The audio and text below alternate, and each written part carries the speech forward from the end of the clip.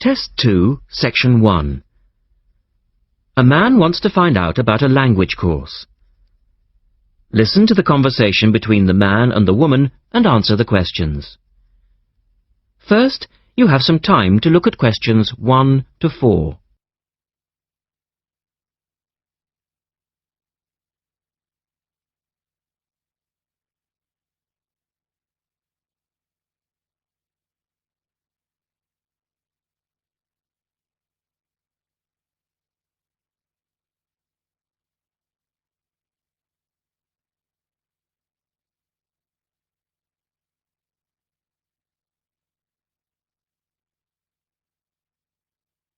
You will see that there is an example which has been done for you. On this occasion only, the conversation relating to this will be played twice. Good morning, University Language Centre. How can I help you? I'm interested in doing a language course. I did Mandarin last year and now I'd like to do Japanese. The man says he would like to do a Japanese course, so the answer is C.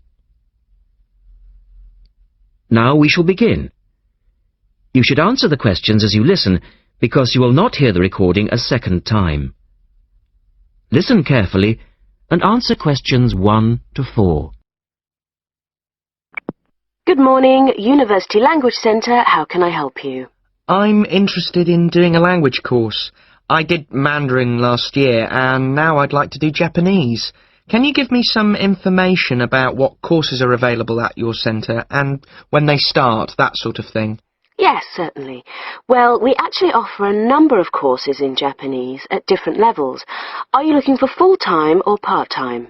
Oh, I couldn't manage full-time as I work every day, but evenings would be fine and certainly preferable to weekends. Well, we don't offer courses at the weekend anyway, but let me run through your options. We have a 12-week intensive course, 3 hours, 3 nights a week. That's our crash course. Or an 8-month course, 2 nights a week. I think the crash course would suit me best, as I'll be leaving for Japan in 6 months' time. Are you a beginner? Not a complete beginner, no. Well, we offer the courses at 3 levels. Beginners, lower intermediate and upper intermediate, though we don't always run them all. It depends very much on demand. I'd probably be at the lower intermediate level, as I did some Japanese at school, but that was ages ago. Right. Well, the next level 2 course begins on Monday the 12th of September. There are still some places on that one. Otherwise, you'd have to wait until January or March. No, I'd prefer the next course. The woman asks the man for some details about himself. Look at questions 5 to 10.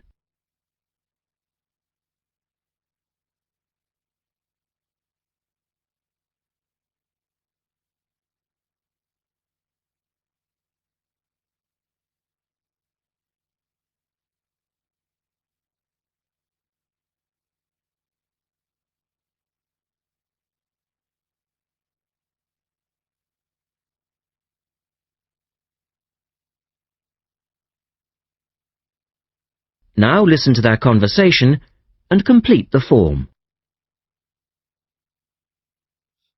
Right. Can I get some details from you then, so I can send you some information? Sure. What's your name? A family name first.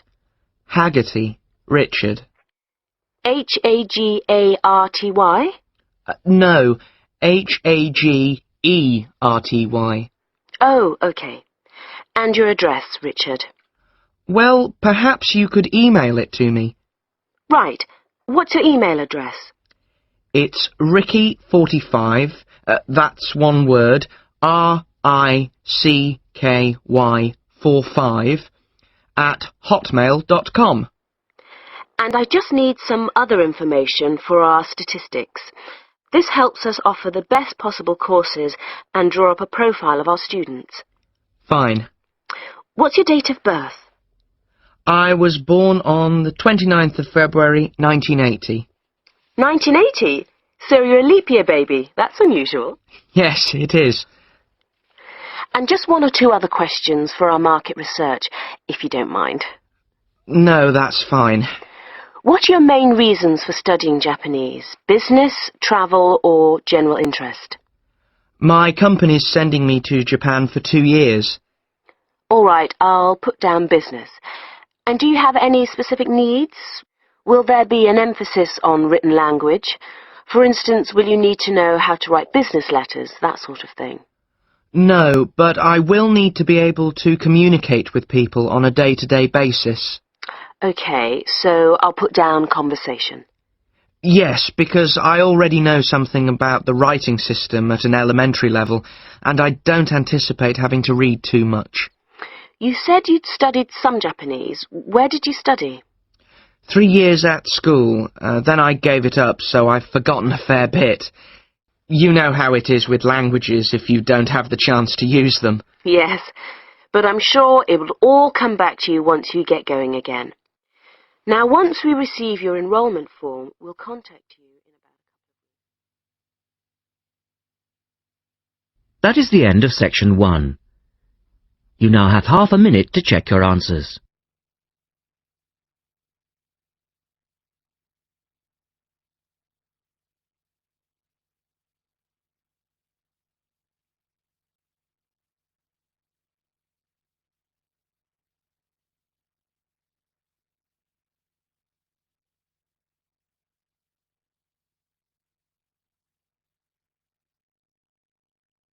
Now turn to section 2 on page 54.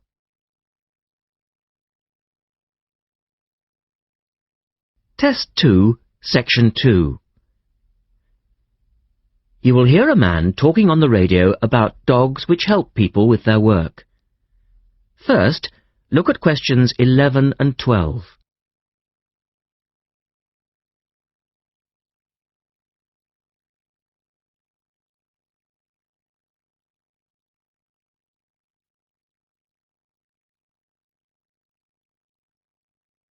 As you listen to the first part of the talk, answer questions 11 and 12.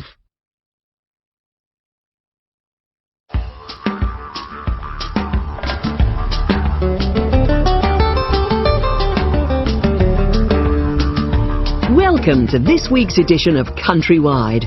And today, we're taking a look at a number of different breeds of working dogs. And here to report on the dogs with jobs is Kevin Thornhill.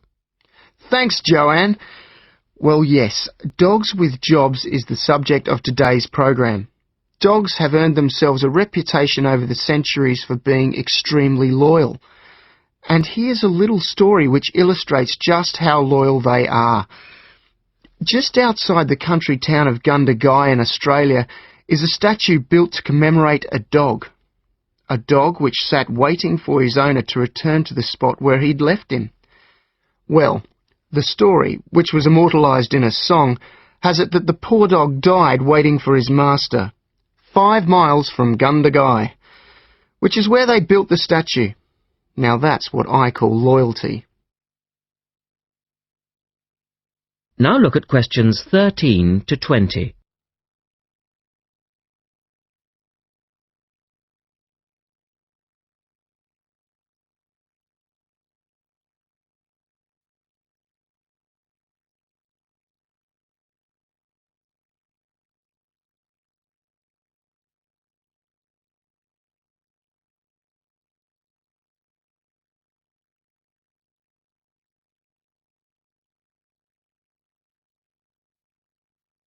As the talk continues, complete the table for questions 13 to 20. Well, because of their loyalty and also their ability to learn practical skills, dogs can be trained to do a number of very valuable jobs. Perhaps the most well-known of working dogs is the Border Collie sheepdog. Sheepdogs which work in unison with their masters need to be smart and obedient, with a natural ability to herd sheep. Some farmers say that their dogs are so smart that they not only herd sheep, they can count them too.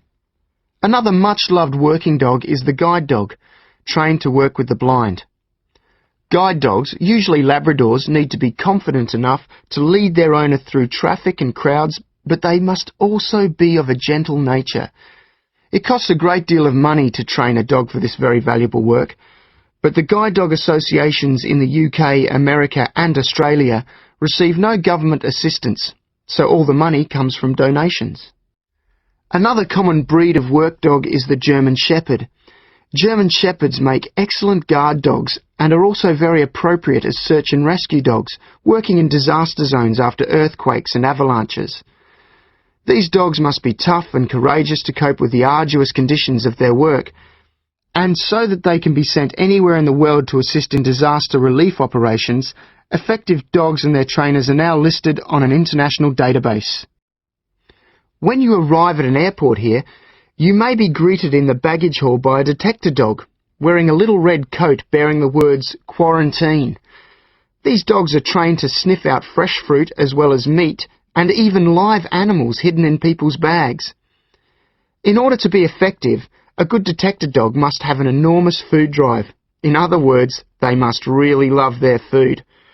At Sydney Airport, where there are 10 detector dogs working full-time, they stop about 80 people a month trying to bring illegal goods into the country. And according to their trainers, they very rarely get it wrong. Another famous working dog is the husky. Huskies, which originally came from Siberia, have been used for decades as a means of transport on snow, particularly in Antarctica where they have played an important role. Huskies are well adapted to harsh conditions and they enjoy working in a team. But the huskies have all left Antarctica now because the international treaty prohibits their use in the territory as they are not native animals. Many people were sad to see the dogs leave Antarctica, as they had been vital to the early expeditions and earned their place in history along with the explorers. That is the end of section 2. You now have half a minute to check your answers.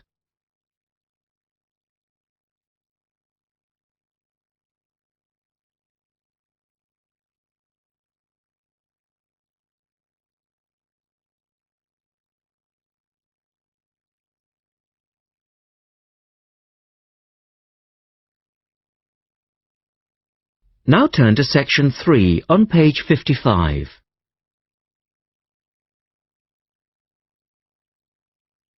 Test 2, section 3. In this section, you will hear a discussion about a system of writing for the blind known as Braille. First, look at questions 21 to 23.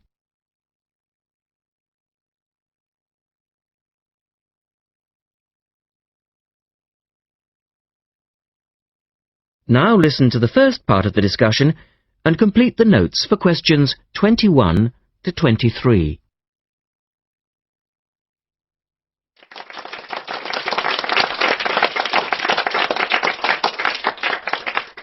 We're very pleased to welcome to our special interest group today Dr. Linda Graycar, who is from the City Institute for the Blind.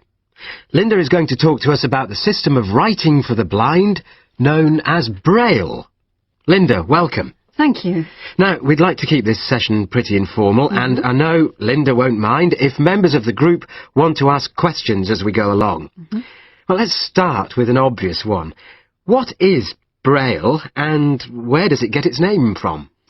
Well, as you said, Braille is a system of writing used by and for people who cannot see. It gets its name from the man who invented it, the Frenchman Louis Braille, who lived in the early 19th century. Was Louis Braille actually blind himself? Well, he wasn't born blind, but he lost his sight at the age of 3 as the result of an accident in his father's workshop. Louis Braille then went to Paris to the National Institute for Blind Children, and that's where he invented his writing system at the age of only 15 in 1824, while he was at the Institute. But he wasn't the first person to invent a system of touch reading for the blind, was he? No, another Frenchman had already come up with the idea of printing embossed letters that stood out from the paper, but this was very cumbersome and inefficient. Did Louis Braille base his system on the first one? No, not really. When he first went to Paris, he heard about a military system of writing using 12 dots. This was a system invented by an enterprising French army officer, and it was known as night writing. It wasn't meant for the blind, but rather for battle communications at night. That must have been fun. Look at questions 24 to 30.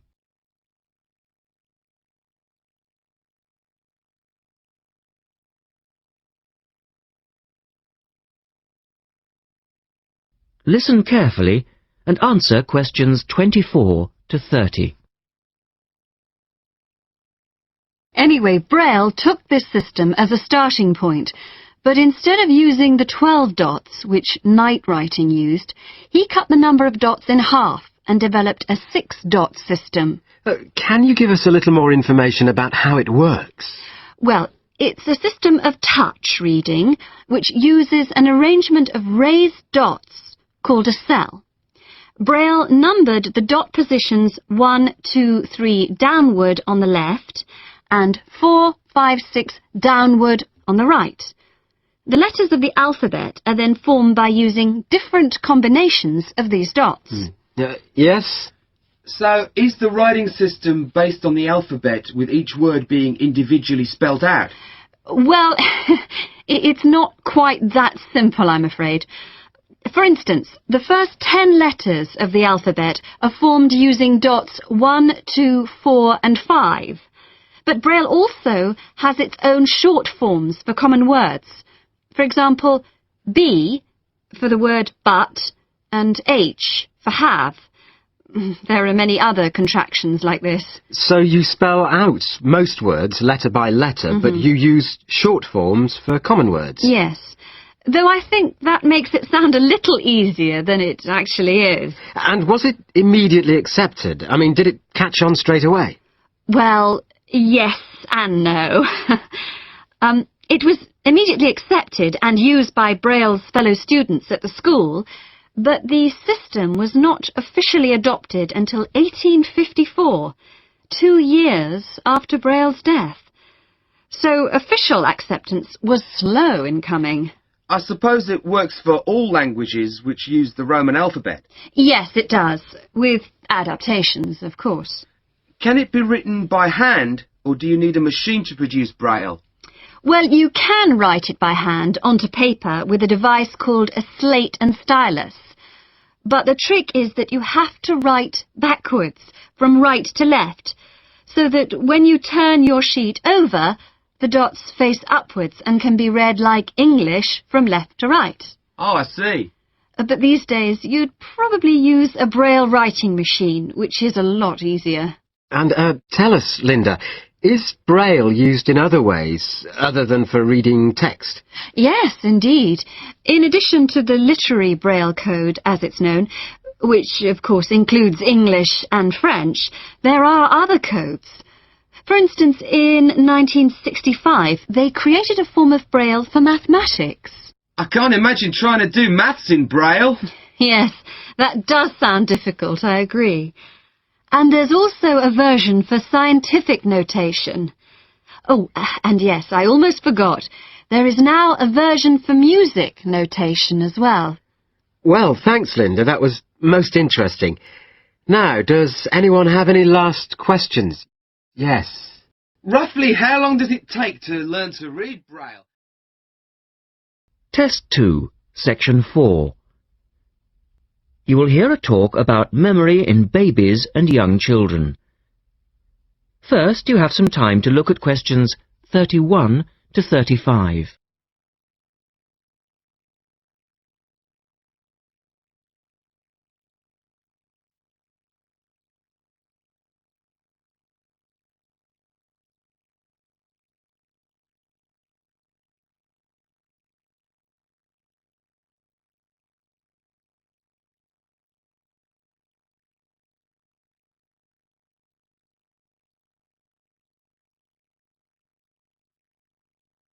Now listen carefully and answer questions 31 to 35. We're going to look today at some experiments that have been done on memory in babies and young children. Our memories, it's true to say, work very differently, depending upon whether we are very old, very young, or somewhere in the middle. But when exactly do we start to remember things? And how much can we recall? One of the first questions that we might ask is, do babies have any kind of episodic memory? Can they remember particular events? Obviously, we can't ask them, so how do we find out? Well, one experiment that's been used has produced some interesting results. It's quite simple and involves a baby in its cot, a colourful mobile, and a piece of string. It works like this. If you suspend the mobile above the cot and connect the baby's foot to it with the string, the mobile will move every time the baby kicks. Now you can allow time for the baby to learn what happens and enjoy the activity. Then you remove the mobile for a time and reintroduce it sometime from 1 to 14 days later. If you look at this table of results, at the top 2 rows, you can see that what is observed shows that 2-month-old babies can remember the trick for up to 2 days, and 3-month-old babies for up to a fortnight. And although babies trained on one mobile will respond only if you use the familiar mobile, if you train them on a variety of colours and designs, they will happily respond to each one in turn. Now, looking at the 3rd row on the table, you will see that when they learn to speak, babies as young as 21 months demonstrate an ability to remember events which happened several weeks earlier. And by the time they are 2, some children's memories will stretch back over 6 months, though their recall will be random, with little distinction between key events and trivial ones, and very few of these memories, if any, will survive into later life. So, we can conclude from this that even very tiny babies are capable of grasping and remembering a concept. Look at questions 36 to 40.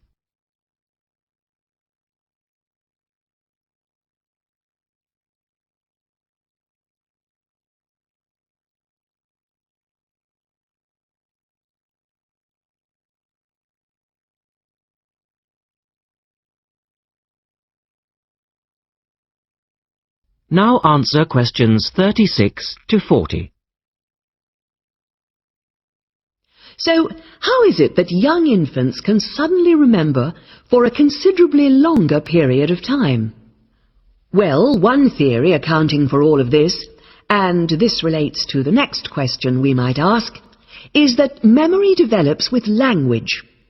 Very young children with limited vocabularies are not good at organizing their thoughts.